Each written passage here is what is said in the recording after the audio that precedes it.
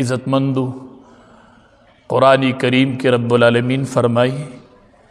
اے د ایمان خاوندانو کتب علیکم الصیام پتاسو باندې فرض شوی د روجه لکه څنګه چې دا روجه فرض و په مخکنی امتونو باندې نو تاسو باندې هم روجه فرض شوی ده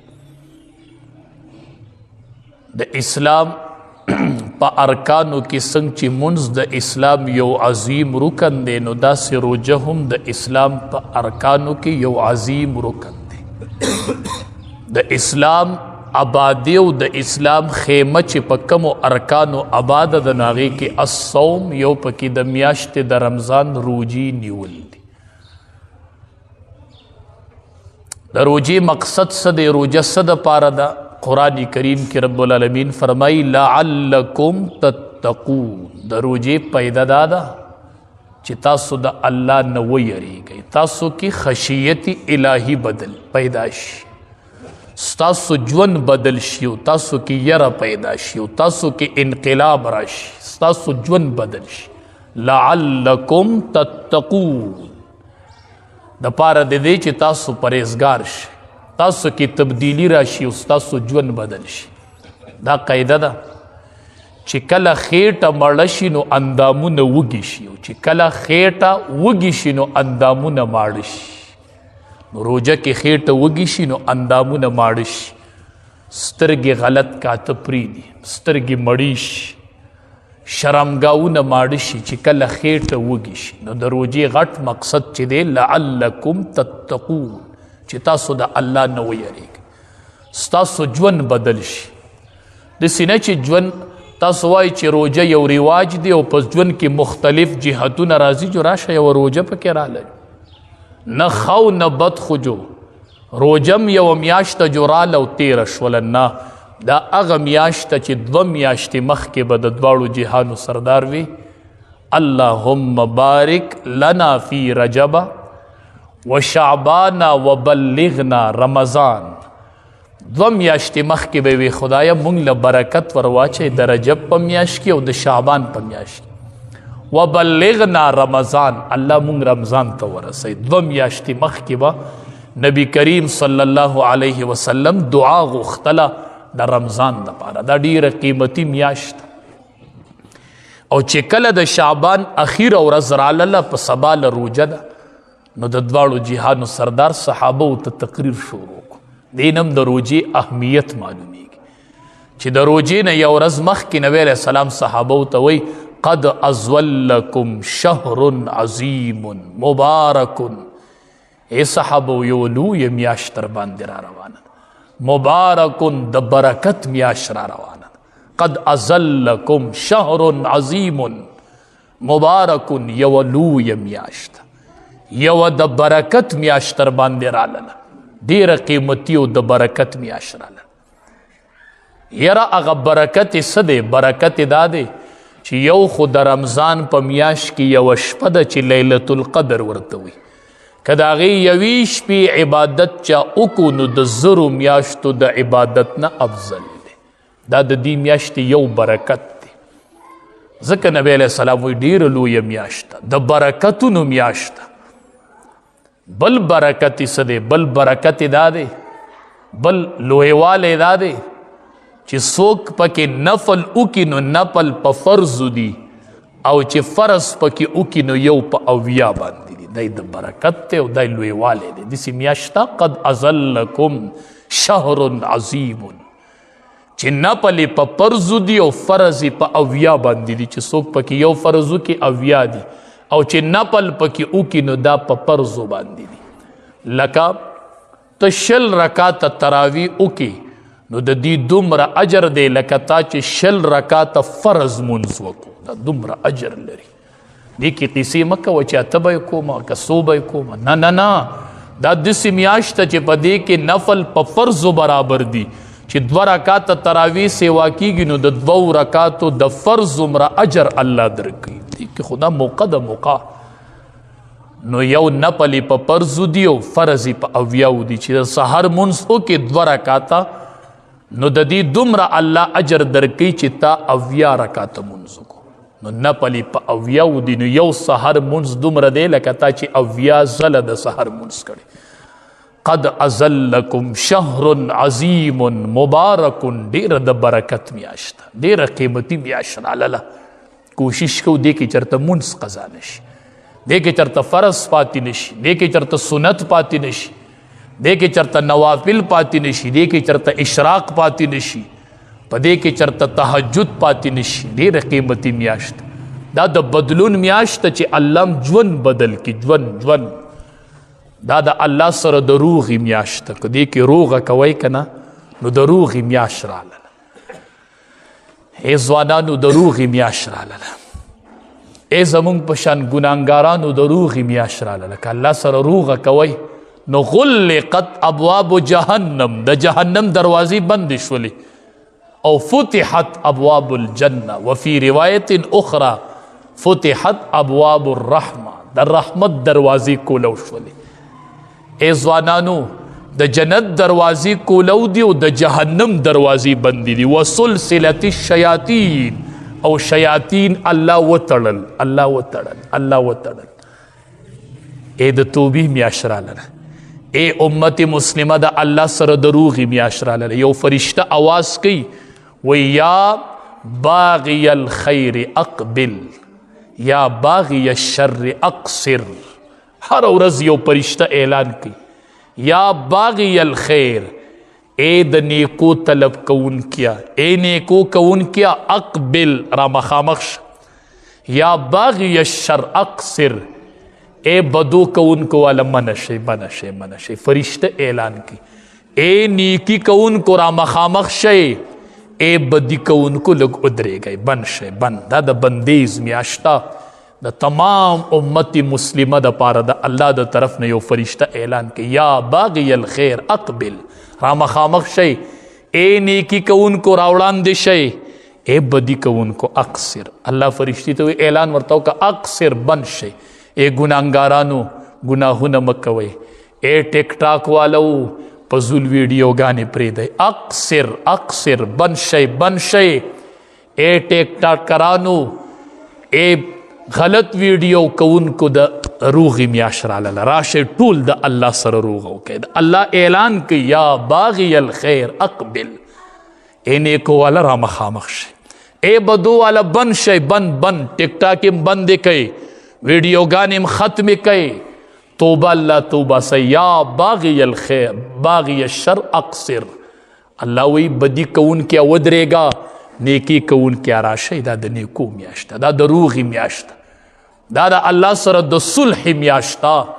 را مخامخ شي چې د الله سره صلح وکړو، د الله سره صلح وکړو. ای ځوانانو ډېر کمی کوتا حیرانه شوي دي، ډېر هم په دې ټیک ټاکو باندې بې حیایۍ خورې کړي دي. ځوانانو راشئ، الله وی راشئ، روغه وکئ د الله سره. نبی علیہ السلام فرمایي طول دنیا کے اللہ تخوخ سیز ما من شیئن احب الاللہ من شاب الطائب. پر طول دنیا کے اللہ تخوخ سیز چی اللہ پسی سے خوشحالیگی، پر طول دنیا کے اللہ تخوخ سیز د زوان سڑی توبہ دا، اللہ وی اے زوانانو ما تستاسو توبہ خوخا دا، اے زوانانو چې ته یو ځل وایې یا الله میری توبه، الله زما توبه ده، الله وی دقه توبه مې خوښه وه. ځوانانو ټوله دنیا کې الله ته ستاسو توبه خوښه ده، ښکلې ځوانۍ الله درکړې دي. راشئ په عبادت زړې کوي، په روجوی زړې کوي، په جړۍ زړې کوي، د الله سره صلح وکړئ. نن موقع ده د رمضان، اذا دخل رمضان، چې کله رمضان څنګه راشي، غلقت فتحت ابواب الجنه، کولوشی د جنت دروازی، وغلقت ابواب جهنم، د جهنم دروازی بندی دی، او د رحمت دروازی کولو دی، د رحمت دروازی کولو دی. الله روغه کی، دا د روغی میاشت. الله سره دی کی روغه وکړو، الله سره دی کی روغه وکړو. ډیره قیمتي میاشت، د برکت میاشت. د برکت میاشت دا ده چې اولې لس ورځې چې دي دا رحمت دی، او مینځنۍ لس ورځې مغفرت دی، او اخرنۍ لس ورځې عتق من النار، د جهنم د اور نه خلاصي ده. دنیا خلق ته به الله معافي کوي، الله به ورته معافي کوي. د معافۍ میاشته د معافۍ. نبی علیه السلام صحابو ته وایي چا په یو روجهدار خوراک وکړو ماښام، الله به دله د هغه د روجې مره اجر ورکړي چې څومره روجه باندې هغه له اجر ورکړي. صحابي راغی وی د الله حبیبه دا طاقت خو موږ نه لرو چې یو روجهدار موړ کړو. نبی علیه السلام ورته فرمایي دا اجر الله په یو ګوټ اوبه هم ورکوي، دا اجر الله په یو جام شربت هم ورکوي چې ستا په مال یو سړی روجه ماته کړي، یو ګوټ اوبه وڅکي،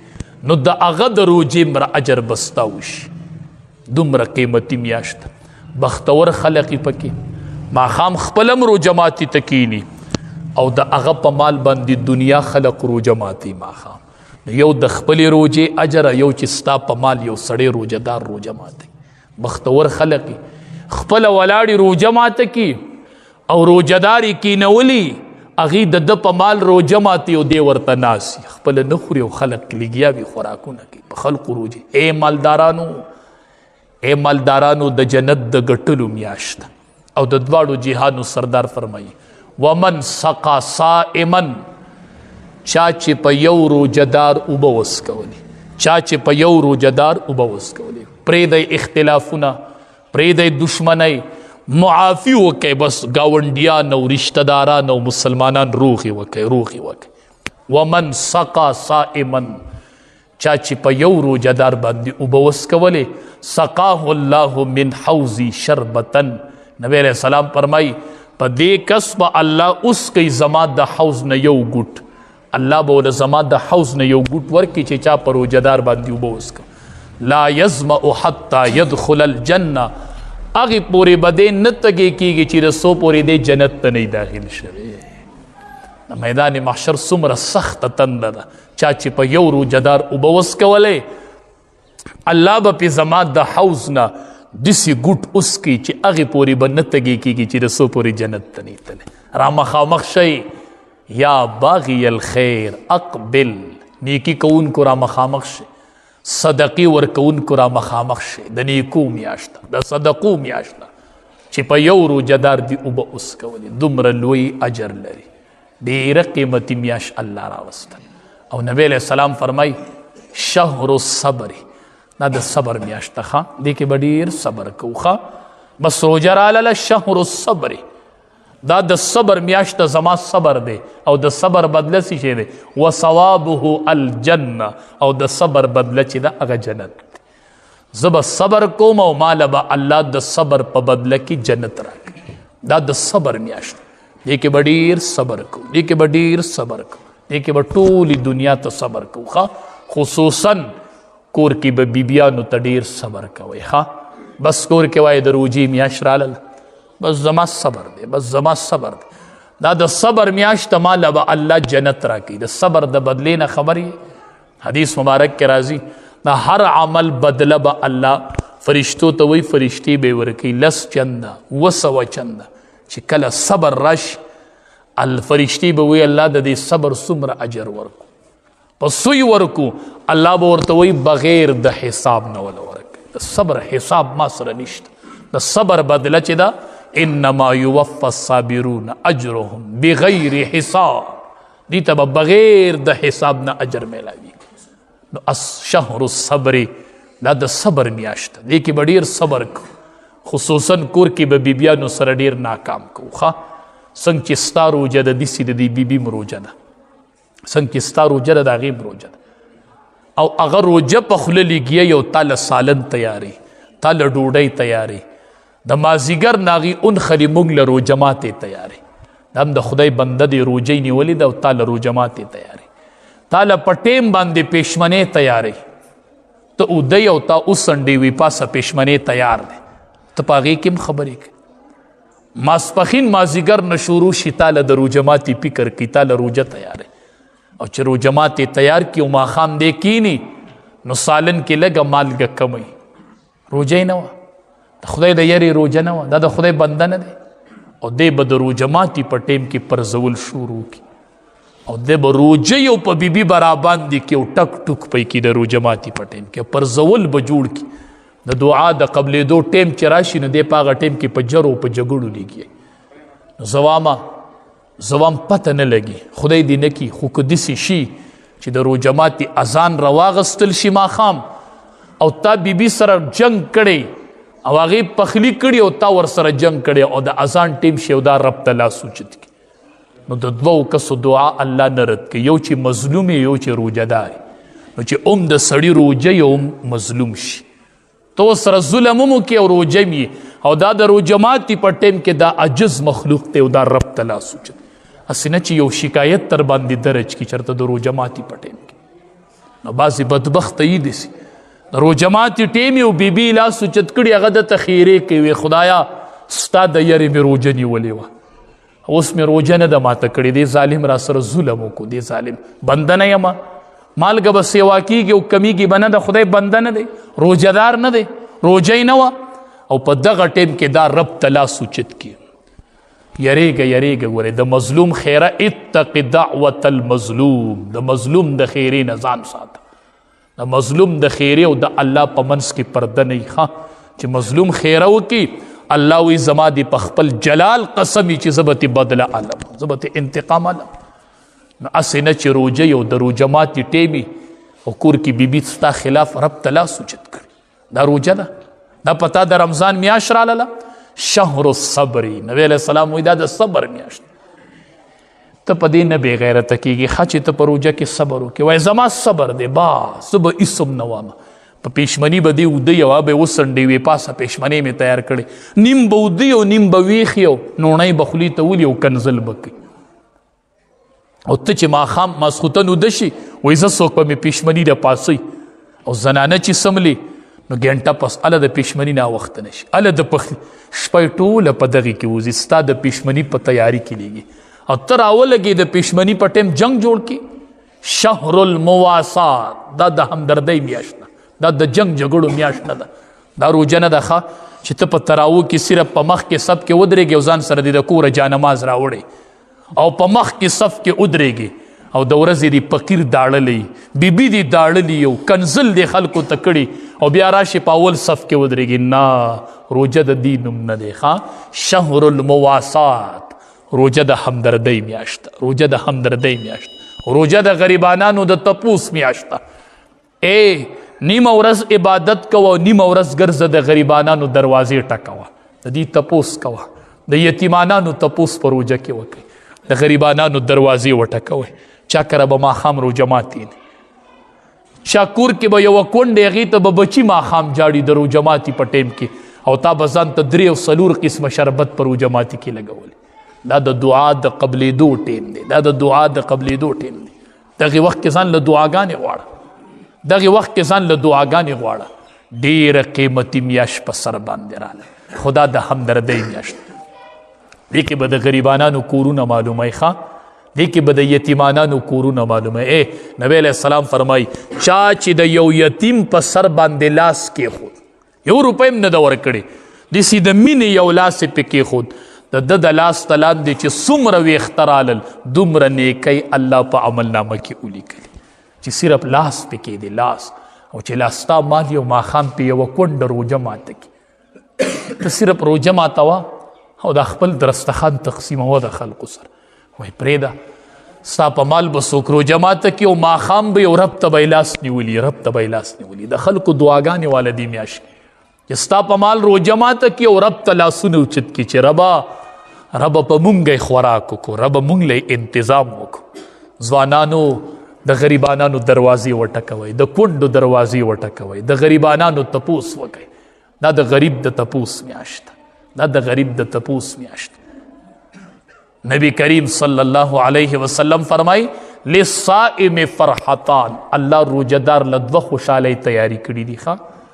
الله روجدار له 2 خوشحالۍ تیاری کړي یو عند فطره یو په وخت افطار کې چې کله د ماښام روجه ماته دا د خوشحالۍ ټیم دی د روجې هر ماښام اختري چې تا ټوله ورځ روجه نیولې او ماښام روجه ماته یوه خوشحالي دغه ده او بله خوشحالي عند لقاء ربه الله وی چې کله دا بنده زما سره میلو شي ما سره ملاقات وکړي دله به زه بله خوشحالي ورکوم عند لقاء ربه چې کله دی ما سره ملاقات وکړي دی زما مخې له راشي دی ما ته ودرېږي نو یوه خوشحالي دغه ده او بل عند لقاء ربه چې کله دی د خپل رب سره ملاقات دی د خپل رب سره ملاقات ډېره قیمتي میاشت ده علماو نه پکې رهنمایي یې اسم روجه لاړه نشي د دواړو جهانو سردار فرمایي تصحروا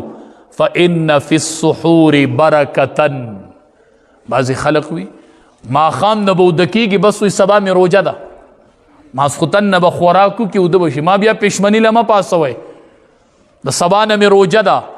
نه نبی علیه السلام وایي تصحروا فإن في السحور برکتن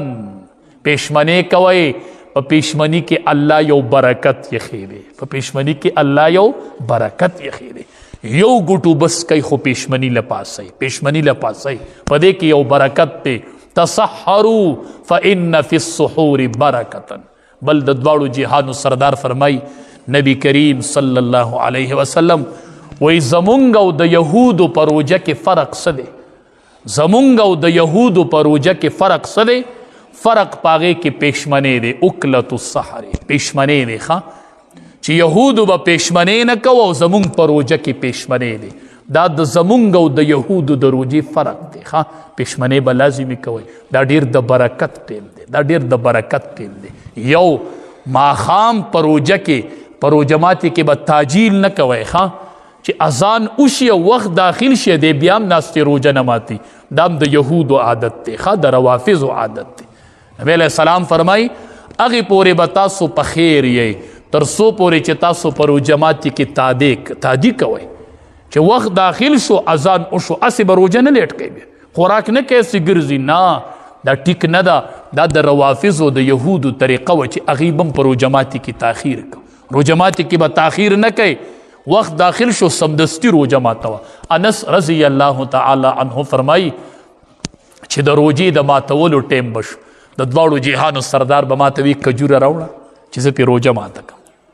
چې کجوره به نه وه نو وی به چې چواره راوړه چې روجه پې ماته کړم چې چواره به نه وه وی به چې اوبه راله را دې خوا کوي چې په اوبو روجه ماته کړم ښه مستحبه دا ده چې روجه په کجوره ماتوئ ښه او چې کجوره نه نو بیا په اوبو باندې روجه ماتوئ د امام الانبیا طریقه دا وه چې نبی علیه السلام به روجه اول په کجوره ماتوله دې کې ډېر برکت ښه او چې کجوره نه نو بیا په اوبو روجه ماتوئ خو اول چې کجوره یي نو په کجوره باندې روجه ماته بعضې خلق روجه ماتې ټیم شي ډایرکټ په سالن نه نوټی والي د وروجو نه به نوڼی اوچته کړي نه اول یې په کجوره ماته که دې کې ډېر خیر او برکت دی روجه هسې نیسي خو روجه په هغې طریقه ونیسو چې په کومه طریقه نبی کریم صلی الله علیه وسلم روجه نیولې وه روجه په دغې طریقه ونیسئ او یو آسان حل درته ښیم حدیث مبارک کې راغلی دی وایي چې څوک درته کنزل کوي یا د سره څوک جګړه کوي نو ته ورته وایي انی صائم زه روجهدار یم ښه زه جګړو ته نه یم وزګار ښه زه فضول خبرو ته نه یم وزګار زه غیبتونو ته نه یم وزګار څوک غیبت شروع کړي و انی صائم زما روجه ده ښه زما روجه ده زه غیبتونو ته نه یم وزګار زه چغلخورو ته نه یم وزګار زه فضول خبرو ته نه یم وزګار انی صائم زما روجه ده بس زه روجهدار یم زه جګړې نه کوم زه معارضې نه کوم زه مقابلې نه کوم دا روجه ده انی صائم زما د خدای د یری روجه ده بل کوشش وکئ رمضان المبارک په کال کې یوه میاشت ښه یوه میاشت نبی علیه السلام به 2 میاشتې مخکې دعا کوله دې کې کوشش کوئ چې خامخا په تراوو کې د قرآن کریم ختم وکئ ښه رمضان المبارک کې په تراوو کې ختم کول دا د نبی کریم صلی الله علیه وسلم سنت کوشش وکئ د دې لنډو تراوو تصور ختم کړئ تصور چې تراوی دی وایي زه به دې کې قرآن اورم دا د رمضان او قرآن د قرآن میاشت راغله دا د قرآن میاشت دې کې به زه قرآن اورم ای زنانو شیخ زکریا صاحب رحمت الله علیه لیکلی دی فضیل اعمال کتاب چې لیکلی وی چې د رمضان میاشت پراله زمونږ د کور زنانه به د روجې سره د ورځې د 15 سپارو نه واله د 20 سپارو پورې د قرآن تلاوت کوو چې یوې زنانه 10 سپارې تلاوت کړې او ماښام ته له روجه ماتې تیارې الله اکبر ماښام دا ماسخوتن پېشمنې تیارې او 10 سپارې د قرآن کریم تلاوت کړې بچیم کېنوئ ښه مشوره نن د بچو سره وکړئ. بچو راشئ کښېنئ، بیبي کښېنه، تا قرآن ویلې او تا ویلې او تا ویلې دی. نو داسې کار به کوو. که ډېر ختمونه نشو کولی نو چې هره عشره کې یو ختم وکړو. بچیا د ورځې به 3 سپارې تلاوت کړو. 3 به ته کوئ، 3 به ته کوئ، 3 به ته کوئ، 3 به زه کوم او 3 به ته کوئ. چې په 10مه روژه یو ختم وکړو، یو په 20مه وکړو، یو په اخره وکړو. چې په کور کې هر بنده 3 ختمونه د قرآن کم از کم تراوو کې قرآن اوریدل د سنت دی. سنت قاسم نانوتی رحمت الله علیه حج لروان په لار کې په د رمضان میاشت راغله، ملګري کېنول، وی کېنئ تراوو کې به قرآن وایو، تراوو کې به قرآن وایو. ورې په حالت د سفر دی، په مسافر خو تراوی شتم نه، وی قرآن خو به تراوو کې اورو. نو په ټول جماعت کې د قرآن حافظ نشته، تراوی به څوک؟ زه خو بیت بې قرآن تراوی نه کوم، روژه داسې نه تېروم چې هغې کې ما قرآن نه اورېدل. وی حافظ نشته، وی زه الله به خیر کړي. په خپله کېناستو، د ورځې به یوه سپاره یاده کړله او د شپې به یې په تراوو کې واوروله. 13 ورځو کې قرآن یاد کو، په تراوو کې قرآن واورو. تکړه شئ. خفه سړی په دې شي چې د رمضان نه به یو ورځ د مخکې د محلې مشران مشوره وکړي. امام ته به وایي موږ مشوره کړې ده، خجی څه په باره کې؟ یاره موږ ټول څه بیماران یو، زمونږ په اوږدو تراوو سمې نه راځي. نو که تا نیت کړی د تراوی به ته په بل جومات کې او دلته به انشاءالله لنډې کېږي، انشاءالله د سبا نه به لنډ. ښه انشاءالله ورته ووایي. زه وامه بابا زه دې خیرخوا یم، مشره زه دې خیرخوا یم، زه ستا بیماري اینمه، په ناسته باندې کښېنه خو دا قرآن واوره. په ناسته یې وکړه که نه، په ناسته کوه، په ناسته وکړه. خو وایي داسې رمضان په ژوند کې نه پرېږدم چې په هغې کې ما قرآن نه اورېد. دا د قرآن د نزول میاشت ده، دې کې به زه قرآن اورم. داسې روژه نه تېروم چې هغې کې زه قرآن نه اورم. چې تاسو له الله توفیق درکوي که نه درکوي نو نیت وکئ. او بعضې خو بیا درته وایم د بعضې مساجدو کې چې دا لنډې تراوی په کومه طریقه کېږي، زه خو که سوال وایې سوال دی، دا تراوی مه کوئ. بس دا په کومه طریقه چې شروع دي الحمد سړی پوه پې نه شي. امام وی الله اکبر، سبحانک اللهم پکې شاته نشته، سبحانک اللهم وبحمدک وتبارک اسمک وتعالی جدک ولا اله غیرک. دام چرته په تراوو کې ویلي دي؟ دا په مانځه کې سنت نه دي. نو چې امام وی 2 رکعات نیت الله اکبر، نو ته به اول دا وایې، تا به لا دې ته جوړ شوی نه چې هغه به بیا صورت ختم کړی الله اکبر به ویلي. دا تراوی دي. په دې تراوو به ته د الله نه اجر غواړي. دا منځ دی، په دې منځ به ته د الله نه اجر غواړي. بالکل داسې تراوی مه کوئ. دا تصور پیدا که وایي تراوی منځ دی، منځ چې په 40 منټ کې کېږي، 50 ته به ودرېږم خو زه به صحیح تراوی کوم. زه به خدای له څه جواب ورکړو، زه به خدای له څه جواب ورکړو. دا منځ دی، دا خو د منځ نه ځان خلاصول دي. چرته داسې تراوی مه کوئ. ښه په اطمینان هر ځای چې کوئ، په هر جماعت کې چې کوئ، خو تراوی ښکلې په استقامت کوئ، ښه په قلاره کوئ او کوشش وکئ چې تراوو کې د قرآن کریم ختم وکئ. انشاءالله بالفرض و تقدیر که سبا روژه وا نو سبا ماسخوتن به انشاءالله دلته مونږ ختم شروع کوو. که سبا نه بله ورځ وجو سبا نه بله ورځ به انشاءالله ختم شروع کېږي. چې اوله روژه ونیول شي،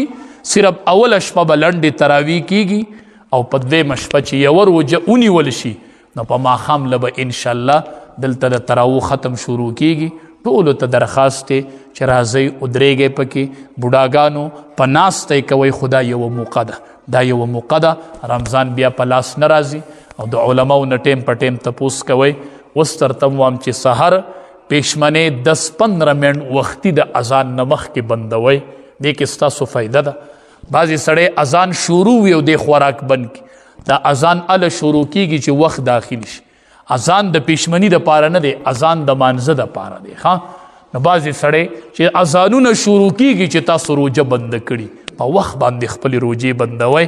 او د الله نه بار بار دعا کوئ، وایي خدایه مونږ له پکې د عبادت توفیق راکړي. الله دا روژه په مونږ باندې په عباداتو کې تیره کړي خدایه. او د روژه ماتي په ټیم کې ځان له دعاګانې غواړئ. هغه ټول په شربتو، په پکوړو، په چکرو کې لاړ شي. روژه ماتي ډېر قیمتي ټیم دی. په دغه ټیم کې الله د صائم دعا قبلوي. ځان له غلی کښېنه، ګوټ ته کښېنه او د الله نه ځان له دعاګانې غواړه. رب العالمین دې مونږ ټولو له د نیکو اعمالو توفیق راکړي.